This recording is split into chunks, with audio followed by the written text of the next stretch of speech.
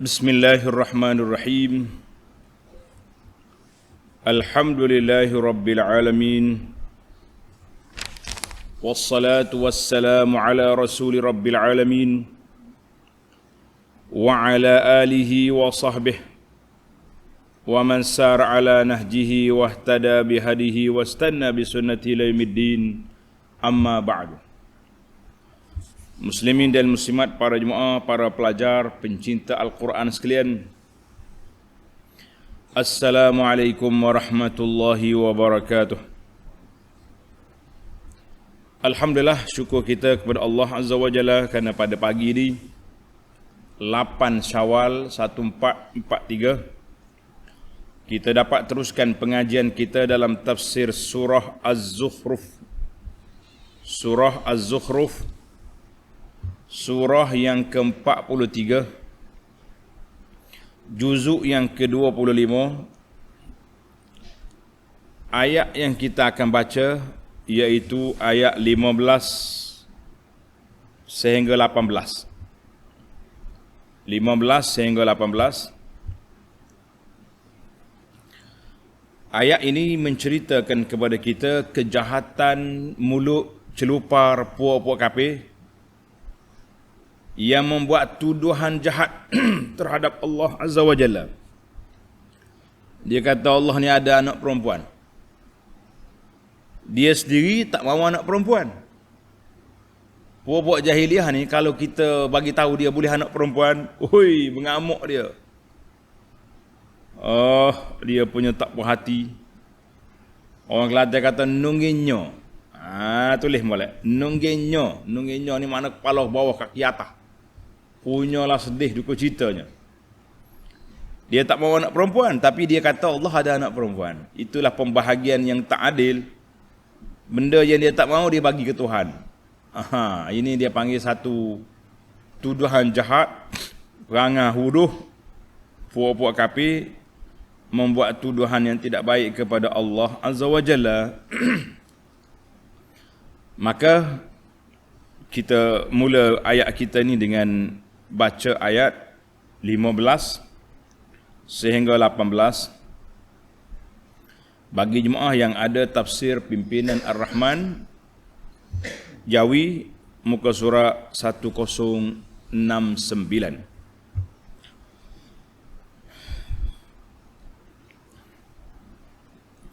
أعوذ بالله السميع العليم من الشيطان الرجيم وجعلوا له من عباده جزءا إن الإنسان لكفور مبين اتخذ مما يخلق بنات وأصفاكم بالبنين وإذا بشر أحدهم بما ضرب للرحمن مثلا ظل وجهه مسودا وهو كظيم أَوَمَنْ يُنَشَّأُ فِي الْحِلْيَةِ وَهُوَ فِي الْخِصَامِ غَيْرُ مُبِينٍ. Setakat itu dulu ayat yang kita baca. Balik semula kepada ayat 15.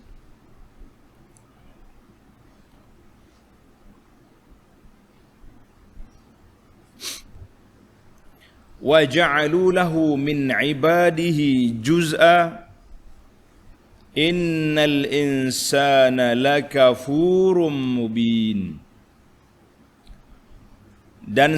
Dan mereka, siapa mereka? Puak kafir itulah musyrikun. Musyrik yang mempersekutukan Allah dengan menjadikan sebahagian dari hamba-hamba Allah, menjadikan makhluk-makhluk Allah sebagai anak bagi Tuhan. Dia kata,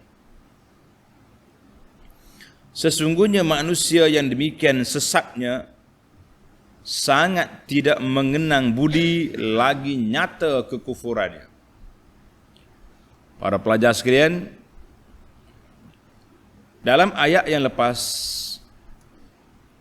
ayat 9, Allah cerita kepada kita tentang pengakuan puak kafir. Bila ditanya kepada puak kafir siapa yang mencipta langit dengan bumi, dia kata Allah. Sambil-sambil itu dia ambil sebahagian daripada makhluk Allah jadi anak Tuhan. Kita kata itulah perbuatan puak kafir. Perkataan dia tak selari dengan perbuatan dia. Perkataan dia, pengakuan dia tak selari dengan kefahaman dia. Sebab itulah dia jadi kafir. Mengaku separuh tak boleh. Kita dah bincangkan Islam ini mesti ambil semua sekali ataupun hilang semua sekali. Matematik akidah. Tulis, dia panggil matematik akidah. 6 tolak 1. Kalau matematik hisab kita belajar, 6 tolak 1 berapa? 5. Betul. Tapi dalam akidah 6 tolak 1 berapa? Kosong. Contohlah orang ni kata dia beriman kepada semua rukun iman kecuali satu je. Kita kata mengkafir semua sekali. Tak boleh. Jadi puak-puak kafir ni dia mengaku Tuhan buat cipta langit tu ni, tapi bila dalam bab ibadat dia syirik.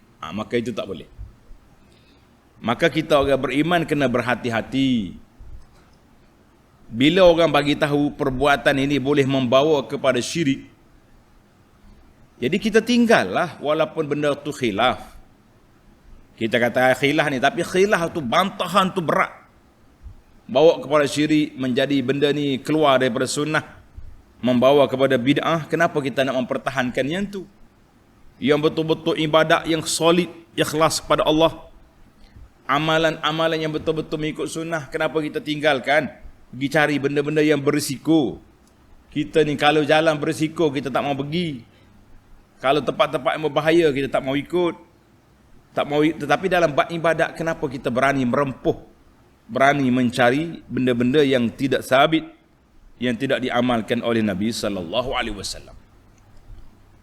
Maka puak kafir diambil sebahagian daripada makhluk Allah, juz'a.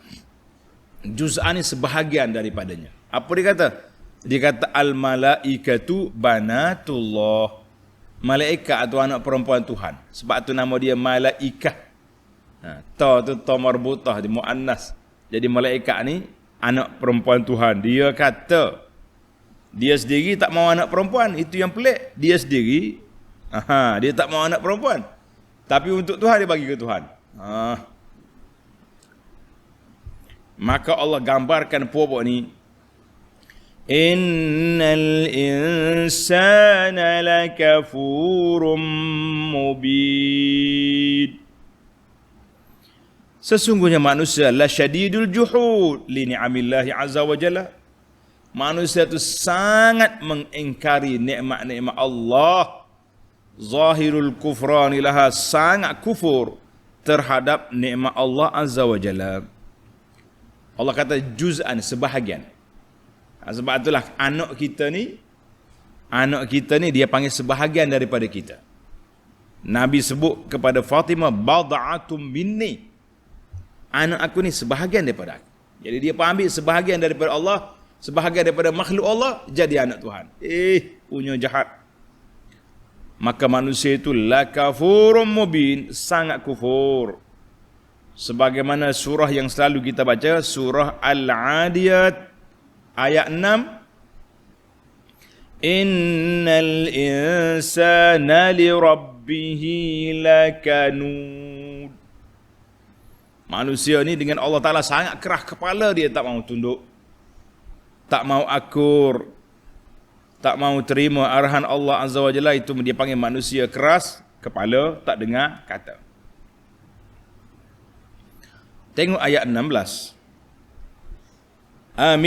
ittakhadha mimma yakhluqu banatin wa asfakum bil banin. Patutkah Tuhan mengambil dari makhluk-makhluk yang diciptakannya menjadi anak-anak perempuannya? Logik ke?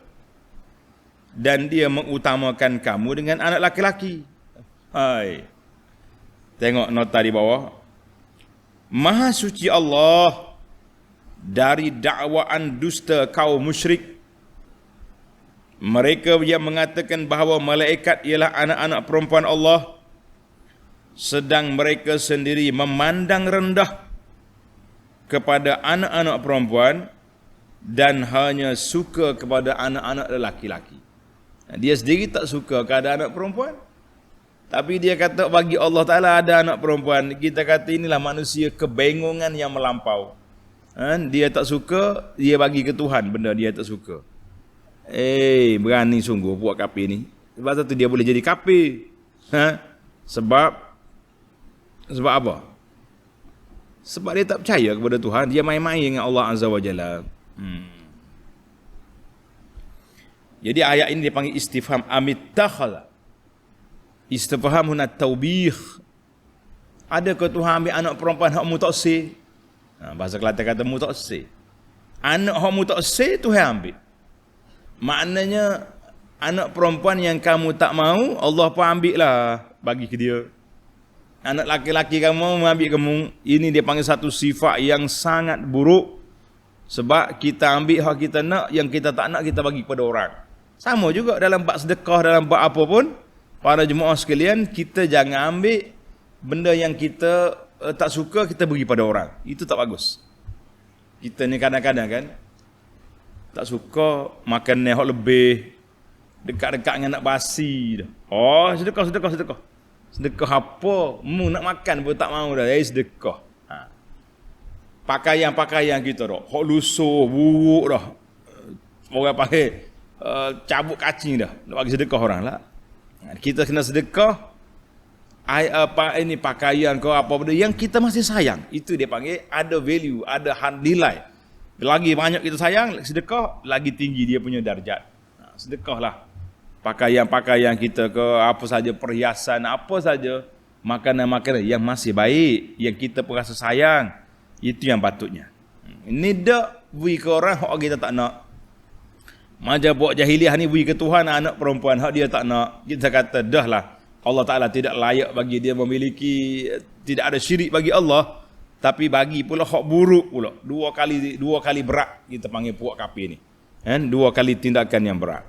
Satu tindakan yang mensyirikkan Allah, yang keduanya tindakan beri hak Tuhan tak nak. Maaf, beri hak dia tak nak.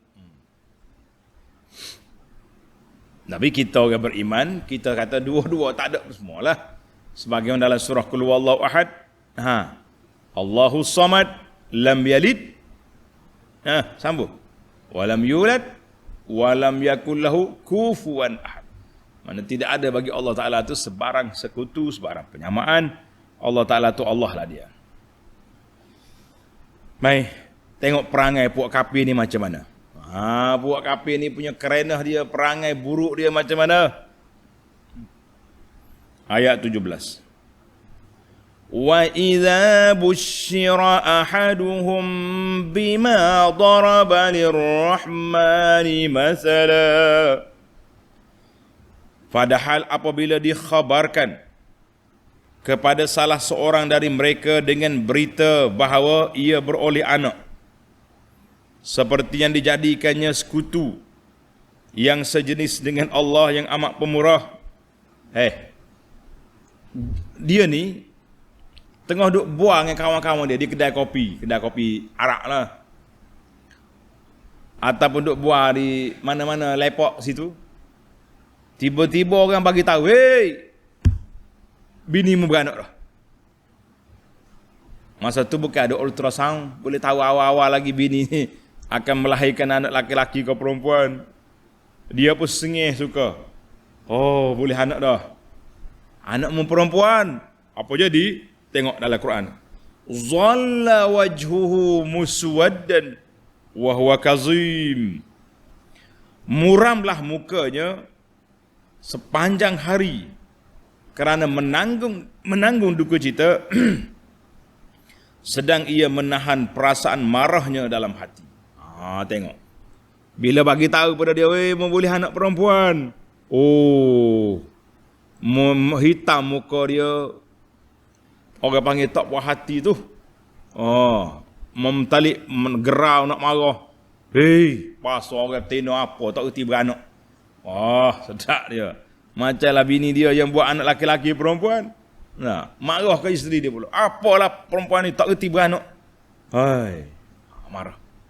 Mengamuk.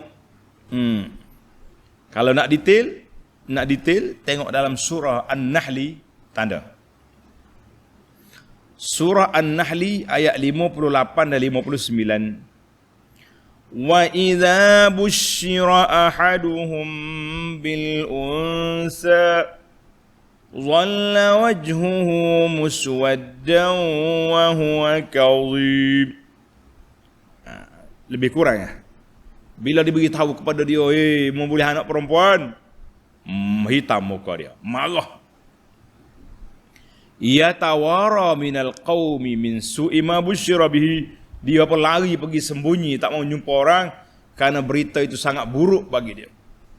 Ayumsikuhu ala hunin am yadusu fit turab ala sa'a ma yahkumun. Jadi semuanya orang ambil tanah, macam-macam lah dia punya perangai. Yang penting dia buat satu perbuatan yang menunjukkan dia tak suka, tak mau terima apa yang dikhabarkan itu bahawa dia boleh anak perempuan.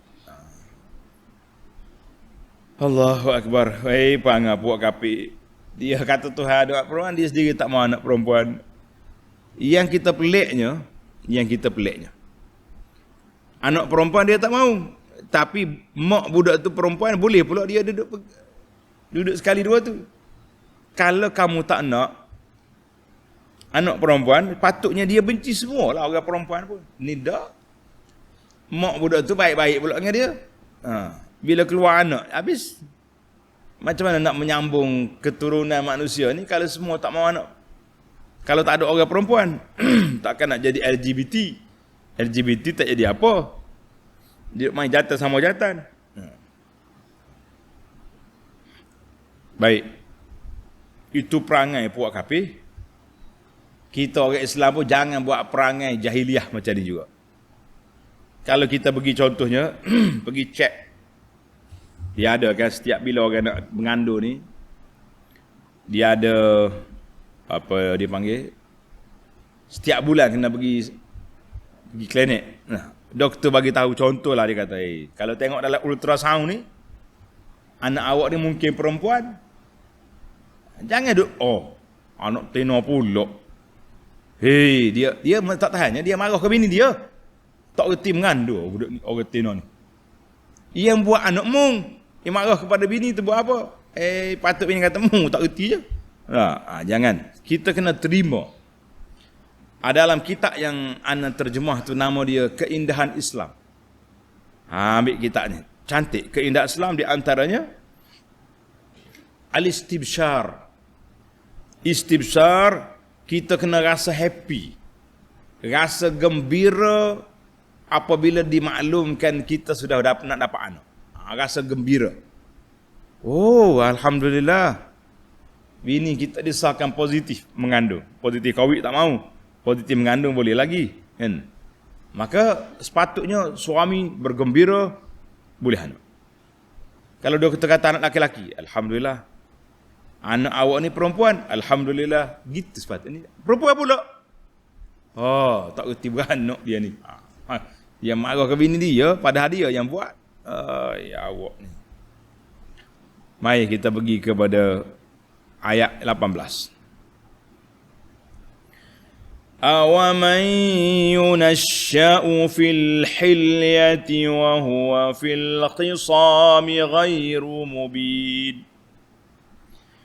Awaman yunashsha'u fil hilyati, patutkah yang dikatakan anak Allah itu sejenis perempuan yang biasanya dididik dan dibesarkan dalam perhiasan? Anak perempuan ni, orang perempuan ni biasanya dia membesar dengan perhiasan. Daripada kecil lagi ibu dia dah pakai anting-anting, pakai macam-macam pakai lah. Pun anak perempuan. Pakai rantai, pakai tu, pakai ni. Baju pun comel-comel, berbunga-bunga, berwarna-warni. Wahwa fil khisami ghairu mubin. Sedang ia semasa berbantah dan bertikam lidah, tidak dapat memberikan alasan yang jelas. Mereka ni, dia kata apa? Menjadikan bagi Allah Ta'ala tu ada. Tak? Anak Tuhan pula perempuan. Perempuan ni membesar dalam perhiasan. Orang yang besar dalam perhiasan ini, dia tak mengaji banyak. Dia manja. Tak mampu nak berhujah. Lemah akal. Pemikiran yang tak kritis, kata orang. Sebab itulah kata di ulama tafsir kata, kata di Ibnu Atiyah maksudnya orang perempuan. Dia bagi pada Tuhan tu anak perempuan. Jadi orang perempuan ni membesar dalam keadaan penuh dengan perhiasan. Kata Syekh Ibnu Zaid, dia kata apa? Hadhihi tamathiluhum. Ini bandingan kepada berhala-berhala yang mereka ukir, yang mereka buat daripada emas, daripada perak. Berhala dia lah, patung-patung dia tu buat daripada emas, daripada perak. Mereka yang menciptakan, kemudian dia sembah, kemudian walaupun buat daripada emas dengan perak, tapi berhala itu tetap tak boleh bercakap, tak boleh bertutur kata, tak boleh nak jawab hujah pun tak boleh. Berkelip mata pun tidak, apa lagi nak jawab hujah. Jadi ini Allah Ta'ala buat bandingan. Adakah berhala-berhalamu yang dibuat daripada emas itu, yang tak nak bercakap itu, itulah Tuhanmu? La, itu bukan Tuhan, itu perhiasan. Patutnya benda-benda perhiasan itu buat perhiasan je lah. Tak perlu nak jadikan Tuhan. Tapi apa boleh buat, itulah kepahaman-kepahaman yang lemah yang telah dilakukan oleh mereka. Baiklah. Tamatlah kita para jemaah sekalian 4 ayat yang dapat kita kutip dalam perbincangan kita pada kali ini. Dia ada kala begitulah. Ada waktu dia panjang, ada waktu dia pendek. Siri ini tak panjang sangat. Kita berpindah pula kepada mengutip 5 faedah. Al-fawaid al-tarbawiyah wal-ilmiyah daripada ayat yang kita baca ini. Tulis faedah yang pertama, ayat 15. Wa ja'alu lahu min ibadihi juz'a.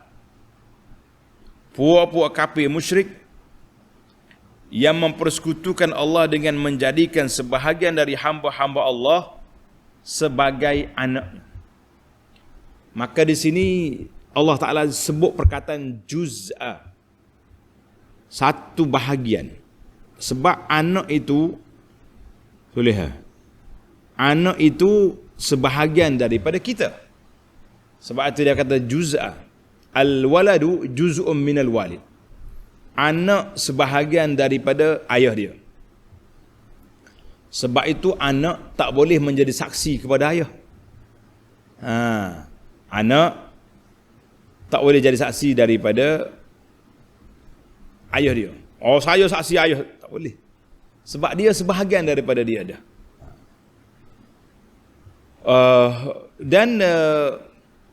Anak itu sendiri mempunyai hak istimewa, dia panggil at-ta'sib. Ta'sib ni dalam bab harta pusaka, tulis ni pelajar, dia panggil bab al-asabah. Asabah ni harta pusaka yang ditinggal oleh bapa dia. Maka anak dia, terutama anak laki-laki tu, dia boleh ambil semua harta yang lebih daripada bahagian-bahagian yang telah diberikan. Jadi anaklah di antara orang yang pertama boleh harta pusaka. Kalau dia ada ayah boleh juga, mak boleh juga. Tapi ada bahagian 1/6, Kan? 1/6. Lebih daripada tu, semua bagi pada anak. Oh, semalam saya tengok satu ulasan tentang harta pusaka. Dengar ni, cerita ni menarik ni dan untuk diambil perhatian. Ada seorang ni mati. Dia tinggal seorang anak. Laki-laki. Makna anak tu berapa menguasai semua harta dia. Tapi ingat, anak itu asabah menerima harta setelah diambil oleh ahli-ahli ashabul furud. Orang ni mati, dia ada ayah, ada mak. Mak dia masih ada waktu dia mati. Maknanya mak dapat harta pusaka daripada anak dia tu. Itu dia panggil ashabul furud. Kemudian yang lebih tu barulah anak ambil. Cerita orang ni yang kita bimbang ni, dia tak ambil, dia tak bagi harta. Orang ni mati, ada mak, ada anak. Anak dia ambil semua sekali, nenek dia tak bagi. Sedangkan nenek tu berhak. Ingat baik. Bila tak bagi, dia ambil semua harta. Maknanya, kemudian tak lama lepas pada tu, nenek dia meninggal. Maknanya, bahagian daripada nenek akan turun pesaka kepada pak saudara dia. Dia tak bagi. Setelah 40 tahun berlalu, dia duduk makan harta pak saudara dia. Barulah dia nak pergi cara di mahkamah, di bahagian pusaka.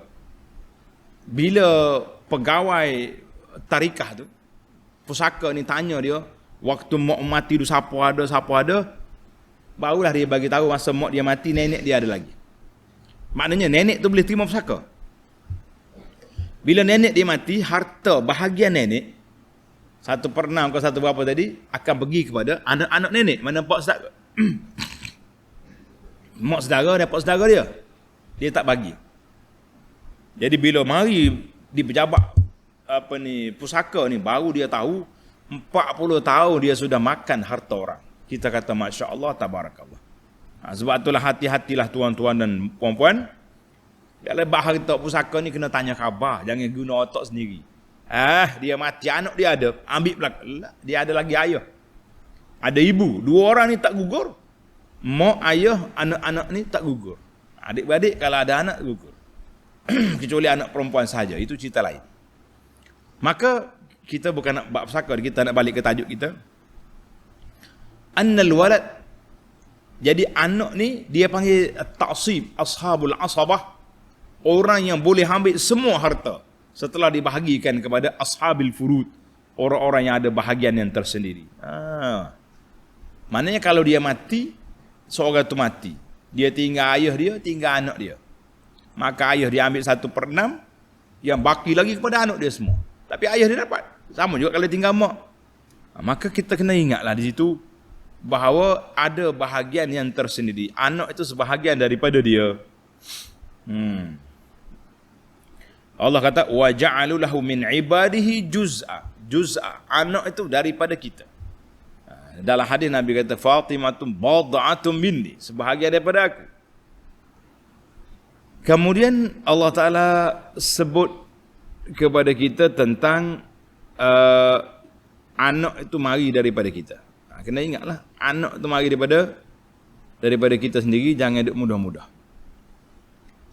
Yang kedua, tengok dalam ayat yang sama Allah kata wa ja'alu lahu min ibadihi juz'a min ibadihi, daripada hamba-hamba dia. Jadi kalau kata dia ni hamba Allah, bagaimana dia jadi sebahagian daripada Allah? Tak mungkin. Li'annal ma'bud ghairul 'abid. Orang yang menyembah bukan sama dengan yang disembah. Kita menyembah Allah Azza wa Jalla. Bagaimana pula dikatakan manusia ni sebahagian daripada Allah?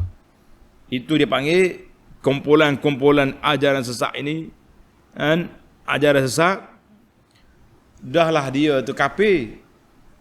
Dahlah dia tu tak percaya ke Tuhan. Dia pergi kumpul pula dengan tuduhan jahat terhadap Allah Azza wa Jalla. buat tuduhan jahat kepada Allah Azza wa Jalla juga. Maka oleh kerana kita ni makhluk Allah, hamba Allah, maka dia tak boleh jadi sebahagian daripada Allah. Hari ni puak-puak batiniyah, puak-puak ajaran ittihad, hulul wal ittihad, dia kata Tuhan tu sama dengan makhluk.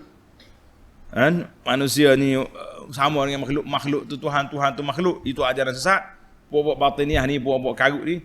Jadi sekarang ni tersebar video-video yang nak menunjukkan benda yang itu tidak mendapat perhatian pihak yang berkuasa. Yang pihak berkuasa ni dia ambil perhatian benda-benda lain yang nak menyekat orang yang itu sini, tapi yang betul-betul menyebarkan ajaran yang seperti ini bebas, berleluasa. Kita kata na'udzubillahi minal khuzlan. Kita minta perlindungan Allah Taala daripada khuzlan, daripada ditinggalkan oleh Allah Taala, daripada kita mendapat hidayah Allah.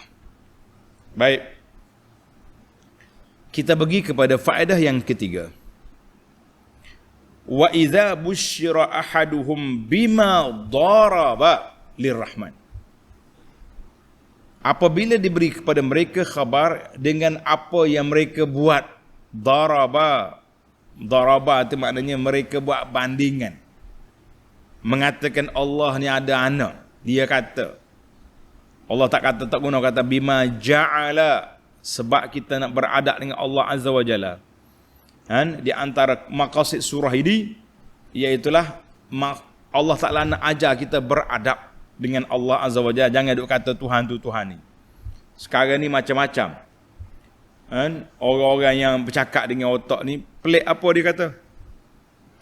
Kita ni kalau nak hormatkan Nabi, waktu kita selawat kita kena kata Sayyidina Muhammad, barulah kita hormat. Orang yang tak tambah ni tak hormat. Kita kata jangan duk pelik sangat kan. Jadi tiba-tiba puak dia bila nak berzikir, dia tak panggil Allah, dia panggil Hu. Kita nak beradab mengikut sunnah Nabi sallallahu alaihi wasallam, itu baru beradab. Aku baca ikut hak Nabi aja. Nabi suruh cakap macam ni lah kita buat. Itu dia panggil beradab dengan Nabi. Beradab dengan Allah mengikut apa yang disyariatkan oleh Allah Azza wa Jalla. Maka Allah Ta'ala gambarkan di sini dengan makna bima daraba. Dia tak kata bima ja'ala. Daraba tu seperti yang mereka jadikan sekutu yang sejenis dengan Allah. Daraba tu yang mereka jadikannya. Mana dia buat bandingan. Dia kata Tuhan tu ada anak perempuan. Satu. Yang kedua, dalam faedah yang ketiga ini, tanda pelajar-pelajar, dia panggil at-tasakhut bil inasi min akhlaqi ahli jahiliyah. Orang yang benci kepada anak perempuan ini termasuk daripada akhlak jahiliyah. Orang jahiliyah yang benci pada anak perempuan.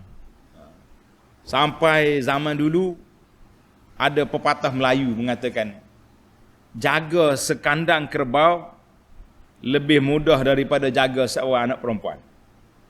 Kaji dengar dalam bahasa Melayu dah.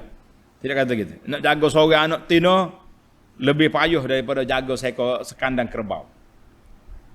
Apa dia maksud? Adakah maksud pepatah itu benci kepada anak perempuan? Kita kata tidak. Jangan salah faham. Maksud dia anak perempuan ni kena jaga sungguh. Jaga sungguh. Dengan pendidikan dia, dengan aurat dia, dengan asas-asas ilmu. Anak laki-laki kita ajar dia mandi wajib. Tapi ada anak perempuan kena belajar pula dalam bab haid. Haid pula bukan senang. Banyak lagi lah cerita-cerita. Zaman kita hari ni pula nak ajar anak perempuan kita bersifat al-haya, bersifat dengan malu. Payah nak jumpa. Sebab apa payah nak berjumpa? Sebab anak perempuan telah dididik daripada kecil lagi. Di pusat asuhan kanak-kanak lagi, dia sudah bercampur laki-laki perempuan. Di alam maya pula bercampur. Jadi sifat malu, hayat tu sudah hilang. Masing-masing melompat sana sini. Sebab itulah kita tengok hari tu dia panggil majlis apa di Jabat Panama Dance. Panama Dance ke apa? Lama dah tersebut ni. Orang melompat pagi-pagi sama-sama pegawai-pegawai. Panama Dance. Sekarang ni pula tak cukup dengan Panama Dance. Dia mari TikTok pula dah. Pakai duk melompat bergedik belaka. Pakai pakaian tutup aurat. tapi dia bergedi. Kita kata sama juga. Sebab itulah kita tegur kepada anak-anak perempuan ni pakai jilbab, pakai tutup muka, tapi gambar tu gedik dia pakai. Ini pun karut juga ni. Maka itulah yang dikatakan kita jangan benci kepada orang perempuan, tetapi kita kena didik anak-anak perempuan mengikut syariat Islam, barulah menjadi manusia yang baik, manusia yang jelas. Manusia yang betul-betul apa dia? Manusia yang mengikut syariat Allah Azza wa Jalla. Maka bila mari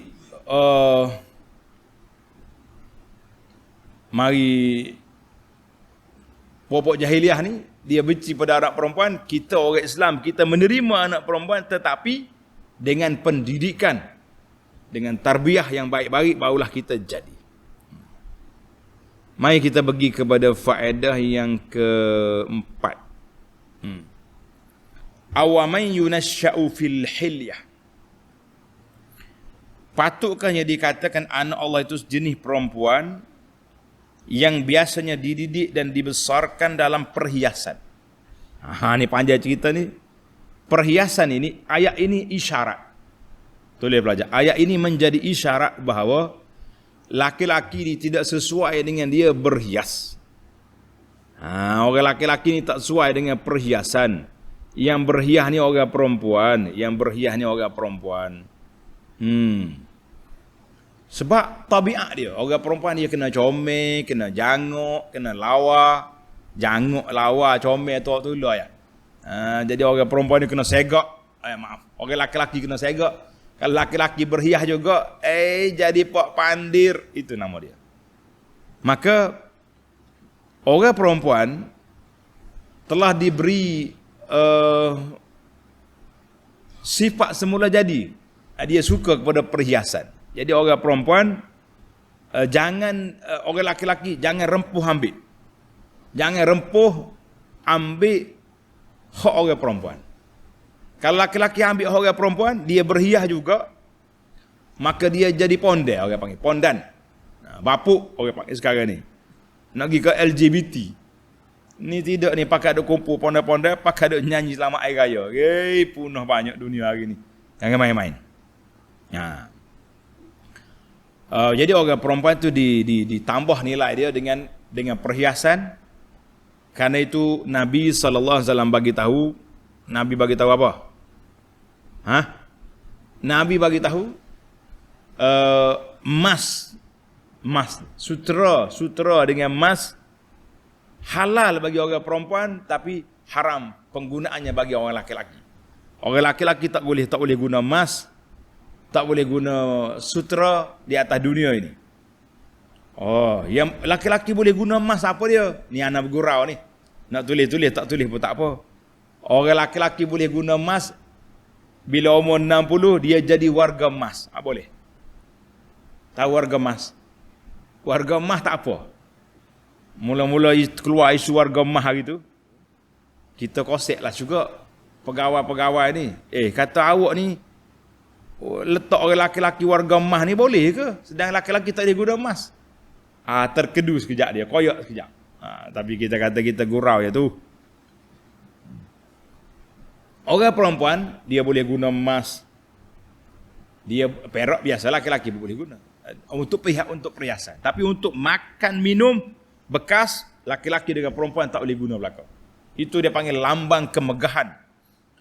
Lambang kesombongan tidak boleh, tidak dibenarkan dalam Islam. Habis tak boleh pakai. Maka orang laki-laki tak boleh pakai emas, tak boleh pakai sutra, tapi dia boleh memiliki pemakai emas dengan pemakai sutra. Budak-budak ni biarnya tak payah lagi. Dah. Maknanya orang laki-laki, orang perempuan boleh pakai emas, boleh pakai sutra. Orang laki-laki boleh ambil tuan dia tu. Tak cukup seorang, dua. Tak cukup dua, tiga, sampai 4 orang boleh. Jangan marahlah. Dia kata apa laki-laki boleh kahwin ramai. Awak orang perempuan boleh pakai emas. Jangan. Itu sifat pembahagian yang cukup adil daripada Allah Azza wa Jalla. Allah Ta'ala Maha Adil, dia bagi kita boleh, laki-laki boleh memiliki pemakai emas. Orang perempuan dia boleh pakai emas. Tak apa. Wih, mah banyak, tak marahlah dia. Ni bagi tak cukup, patut tak mau kelahi, apa masalah. Baik, kita pergi kepada faedah yang kelima. Masih lagi dalam ayat awaman yunasya'u fil hilyati. Dalam ayat ini juga annal aba mandubuna ila tahliyati banatihim. Bapa sunat, elok bapa itu memperhiaskan anak perempuan dia. Manakala kita ada kemampuan, kita belilah perhiasan-perhiasan kepada anak, beli gelang, beli rantai, anting-anting, kata orang beli subang, pakai ke anak. Sebab bagi orang perempuan, ayat ini menunjukkan bahawa at-tahalli mubahul lin nisa. Berhias dengan alat-alat perhiasan ini harus bagi orang perempuan. Cuma mengikut SOP lah, SOP. Jangan berhias, dia panggil tabarruj. Tabarruj, berhias di luar rumah, itu haram. Berhias dalam rumah untuk suami, encik suami, itu digalakkan. Ni itu terbalik. Oh, dalam rumah agak dia pengembai, orang Kelantan kata berkembai gantung. Pengembai gantung ni maju pun tak pakai. Dah lah serebe suami balik tengok. Oh, maaf lah bang, duk nyapu rumah. Tahu dah pukul 5 petang suami kelik, dia menyapu rumah apanya. Masa tu lah kita berhias-hias, suami kelik pun senyum tengok. Ni tengok kelik Allah mocik ni kak. Hei, tukang ngatur pagi. Dan itu masalah kita. Nak keluar rumah berhias, duduk dalam rumah tak berhias. Patutnya berhias itu untuk suami. Untuk suami. Bagi orang laki-laki tidak dibenarkan berhias. Laki-laki tidak dibenarkan berhias-hias kecuali dengan pakaian yang diizinkan oleh syarak. Kita boleh pakai jubah, boleh pakai serban, comel-comel. Boleh pakai yang dibenarkan, wangi-wangian yang wangi. Itu dibuat. Orang perempuan tak boleh berwangi kuat-kuat. Termasuk dalam larangan hadis Nabi sebut sallallahu alaihi wasallam man ista'izas amani ayyum mamra'atin ista'tarat. Mana-mana perempuan yang pakai wangian keluar daripada rumah, pergi lalu depan laki-laki ajnabi, sampai orang duk cium, hei, siapa dia ni? Bini siapa ni bau wangi? Orang itu dianggap zaniah, label pelacur. Dia punya dosa dia tu. Jangan main. Hei, apa ni? Dia punya larangan. Tapi laki-laki boleh pakai wangian. Bau sekilometer pun tak apa. Itu hak laki-laki. Allahu Akbar. Baik, cukuplah lima faedah yang dapat kita kutip dalam siri ini. InsyaAllah kita akan sambung lagi dalam ayat 19 dalam siri yang akan datang. Subhanakallahumma wa bihamdika asyhadu an la ilaha illa anta astaghfiruka wa atubu ilaik. Wa sallallahu ala nabiyyina Muhammad wa ala alihi wa sahbihi ajma'in. Walhamdulillahi rabbil alamin.